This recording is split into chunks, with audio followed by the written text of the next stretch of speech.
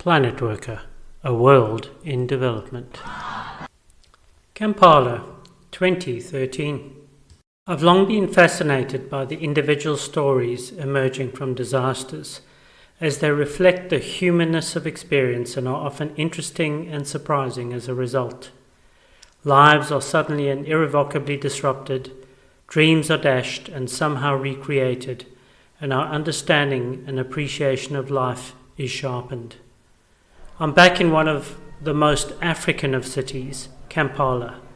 Bustling with life, the city is a visual and pungent cacophony of the senses, impossible to ignore.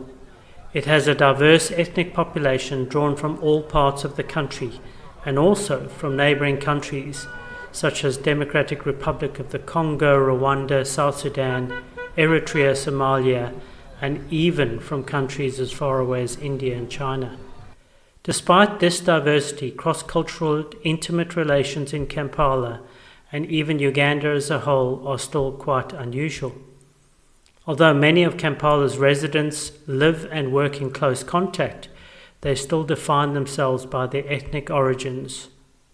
I wonder if this is a throwback to the colonial legacy or even to the brutal ethnicity of the Obote and Amin regimes. On this trip, however, we're dealing with a different peril.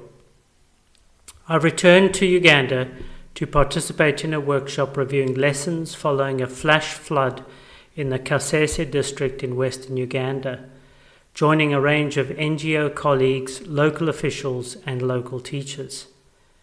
As usual, we engage in the performative rituals of introductions along carefully respected protocols. As proceedings get underway, we hear about the speed and destruction of these floods. The story is short and simple. In May, heavy rains upcountry caused the Nyamwamba River to burst, resulting in extensive flash flooding in Kasese.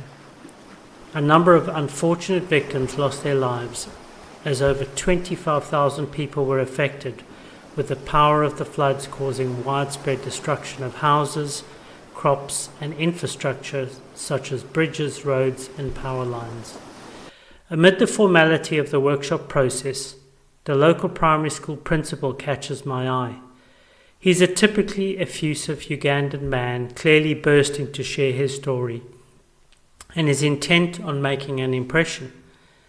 When his turn comes, he elaborately distributes copies of a carefully typed written account of his experience.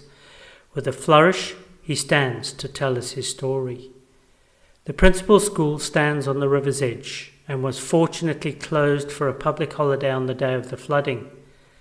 Although deserted of students, the principal noted for us that a teacher's work does not end even in holidays, and that he was working on that day. Endearingly, he provides us with a list of chores he had busied himself with on that morning, including the marking of student papers. While doing so at his desk, he had noticed a new smell from the river and a change in the sound of the water rush.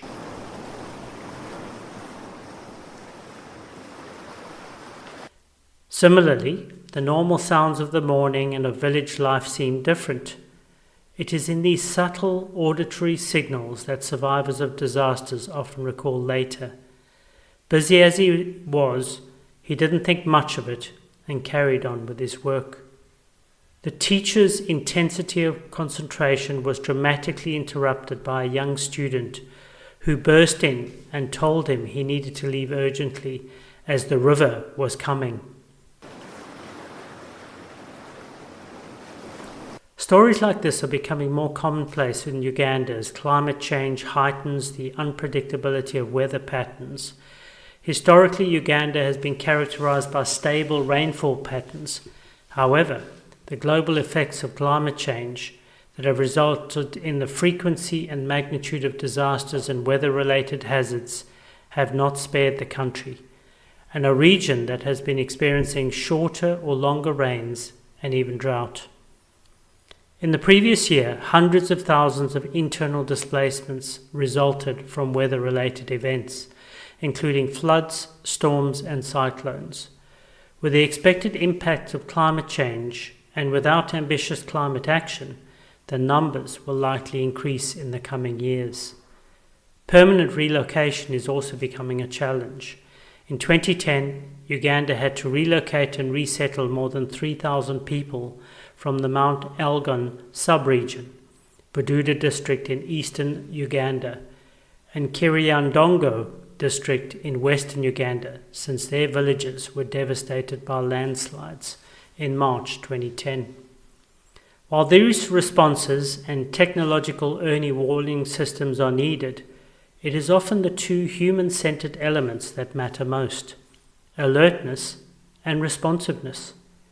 Told in hindsight, the student's intervention clearly saved the principal's life, as his office was washed away a few moments later. Even as he described his escape, the teacher noted the different sounds, smells, and temperature sensations of his experience. I reflected how many times this is true, and how our senses, heightened by danger, are often an integral part of our memory and response in an emergency. Sometimes our lack of appropriate response to changes in our environment and our sensory attention can be fatal.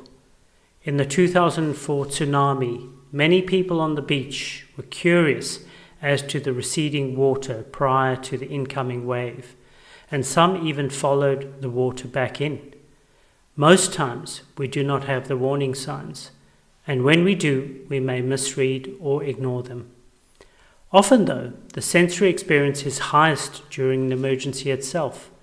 The rushing sound of water or high wind, the smell of the ocean or smoke, extreme changes in temperature, seeing damage wrought. This experience continues afterwards with smells of debris and death, sounds of anguish amidst silence, and scenes of bewilderment. The senses can be overloaded, and many cannot cope. For others, it is an extraordinary time. In many ways, an emergency forces us to live in the now, without history or future, and this is a period when our senses become our primary form of survival. The heaviness of this discussion is lightened by the sensations of tea and snacks, and our minds and bodies relocate to the foyer in relief. It is the presence, we are alive, and among our small community. I look around the room at those who are affected by this disaster through their own humble positivity, demonstrating the resilience of the human condition. It is a cornerstone of our humanity and of humanitarianism. Later I returned to my room, reflecting and in a strange way relieved. I feel my own sensory experiences of conflict, emergencies, and dramatic events are somehow validated. I also feel my seemingly constant need to review my own responses to and sensory memories of events recede. Suddenly feeling lonely, I rejoin my colleagues in the garden and bask in the living in the moment.